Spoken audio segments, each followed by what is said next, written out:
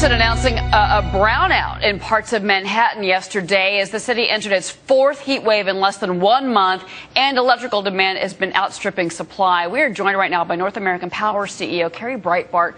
So I want to start with this, what we're seeing right now with the power grid, not just in Manhattan, but in other parts of the East Coast as well. What can we do to stop this from happening every year when we face extreme temperatures? Well, you know, there's a lot of challenges to the grid. I mean, in most places we have to remember that it's a fairly rare occurrence, you know, when we have that, you know, that type of event.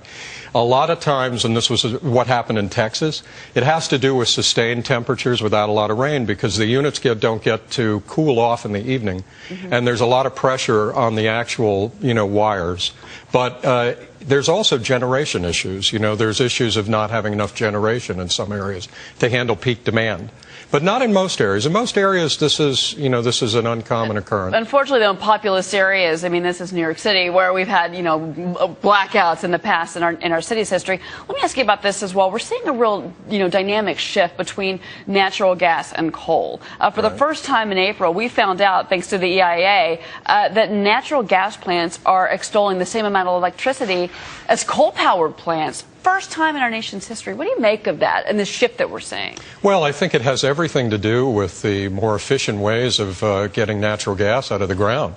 You know, fracking. I mean, the supply of natural gas now is growing so dramatically, and the cost relationship between coal and natural gas has come in line so much that, you know, when you add the EPA restrictions on coal, it makes no sense to build, you know, a coal-fired plant. You know, for example, there's 200 natural gas plants on the drawing board. There's 15 coal plants. You know, and this is going to continue. But the EPA, I mean, but there are challenges, obviously, to the EPA, and we're waiting on another ruling as well. I mean, the emissions that these coal plants are throwing out into the atmosphere, the EPA is on that, so that's another issue. Let me ask you this, though. You know, overall, because you've gotten to kind of the renewable side with your business, how are you finding that you can actually save customers money without stressing the grid? Well, you know, the industry that I'm in, you know, which is owing to the deregulation of electricity, is actually quite interesting. I spent 25 years as an oil trader and broker, and I don't think in that 25 years I ever did anything to save a consumer a penny. I have to admit it. All of a sudden I find myself having a second career in an industry that, and it's not getting a lot of press, is saving consumers a fortune on their electric bills. How do you do that, though? Because we compete with the utilities, and we compete very effectively on the supply side, and the cost of natural gas has been going down. Natural gas is the peak fuel to produce electricity. So in the deregulated states, and there are 20 of them, there are 55 million consumers, 12 million have switched, and they're saving money. They're saving significant money. Now, Forbes did call you one of the most promising companies out there, and you have been hiring and creating jobs, absolutely.